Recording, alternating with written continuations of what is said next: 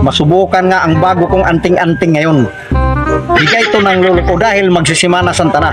Matistingan daw ini na ako niya na bagong anting-anting. Hain daw mga paitistingan ini. Susulot din para aktibo hinduro. Para epektibo gud. Diba?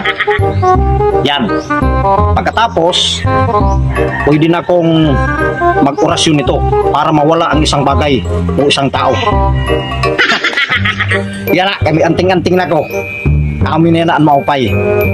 Makabiling na para matistingan ini. Masubukan nga ang bago kong anting-anting. Matistingan ini bago ko nga anting-anting ginaahan si Mana Santa. Para mawala daw ini nga lubi, ini nga niyok, mawala daw to. Okay? Abracadabra. Totoo pala, nawala ang lubi. Nawala ang niyok, totoo pala. Tinuod nga ini nga anting-anting. Sige, masubukan nga. Maibalik ko nga ang niyog ngayon. Maibalik ko. Pwede rin to ibalik. Abracadabra. Oh! Nabalik ang niyog. Naku, maraming salamat. Totoo pala itong anting-anting na to. Tinuod pala ngayon ini nga anting-anting. Nabalik ang lubi. Yan na. Matistingan ko ini patao.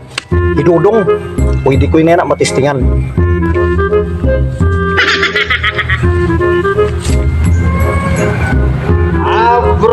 Abracadabra.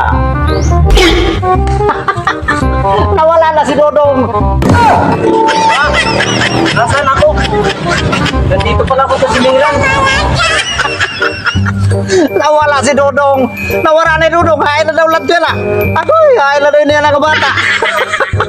Ano talaga itong si Pedro? Kapag ako sa biliran. Makabawi nga. Hanapin ko siya. Nasaan na? Babawi ako sa kanya. Nawala na si Dodong. Hain na daw at nasaan na daw siya ngayon. Ano talaga si Pedro? Si Pedro may kasalanan nito. Nasaan na kaya?